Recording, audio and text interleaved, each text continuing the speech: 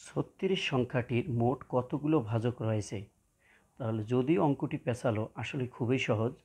যখন কোনো সংখ্যার ভাজক সংখ্যা চাবে, তাহলে ওই সংখ্যাটির আমাদের গুণিতক বের করতে হবে। তাহলে আমরা ৩৬-এর গুণিতক বের করব। তাহলে ৩৬ এর গুণিতক, তাহলে আমাদের কত দিয়ে যাচ্ছে? 2 দিয়ে যাচ্ছে। 18 দুগুণে 36, তারপর 9 দুগুণে 18, তারপরে হচ্ছে 3 তিরিক্ষে 9। এখন আমরা সাজাবো। দেখো দেখো 2 কয়টা রয়েছে? 2টা। তাহলে আমরা 2 এর উপর 2 দেব গুণন। 3 কয়টা রয়েছে? 2টা। 3 এর উপর আমরা 2 দেব। এই পাওয়ারগুলোই দিয়ে আমাদের ভাজক সংখ্যা নির্ণয় করতে হয়। তাহলে হবে 2 যোগ 1 গুণন পাওয়ার কত এখানে? 2 যোগ 1।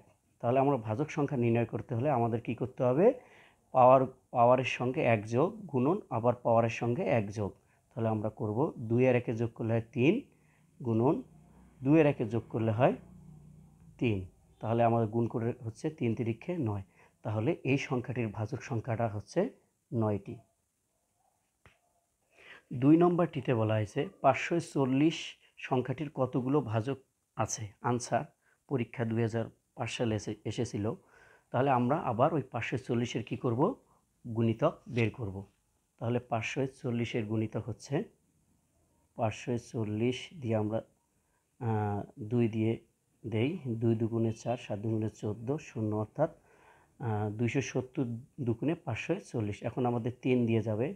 3 9 27, তারপর 90, 0 হয়ে যায়। তারপর দেখো 3 তিরিক্ষে 9, 0 30, 3 তিরিশে 90, তারপর 2 দিয়ে যায় 15, 15 দুগুণ 30, তারপর যাচ্ছে 5 দ্বারা 3 পাঁচা 15। এখন আমরা দেখো 2 কয়টা রয়েছে? তাহলে 2 রয়েছে 2টা।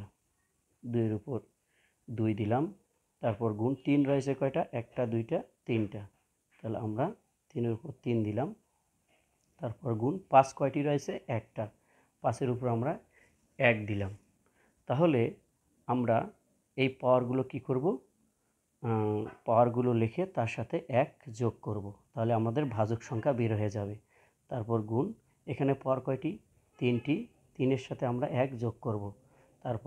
তারপর গুণ, এখানে পাওয়ার কয়টি? 1টি। তাহলে 1 এর সঙ্গে আমরা 1 যোগ করব।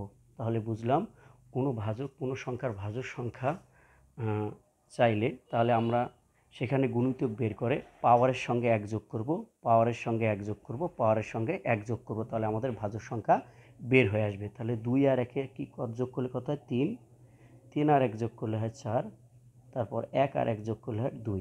তাহলে আমরা এটা গুণ করব 3 4-এ 12, 12 দুগুণে 24।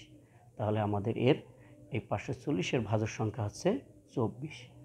তাহলে আপনারা যদি বুঝে থাকেন তাহলে 72 সংখ্যাটির মোট কতটি ভাজক আছে এটা বের করবেন। এটা 26তম বিসিএসে এসেছিল।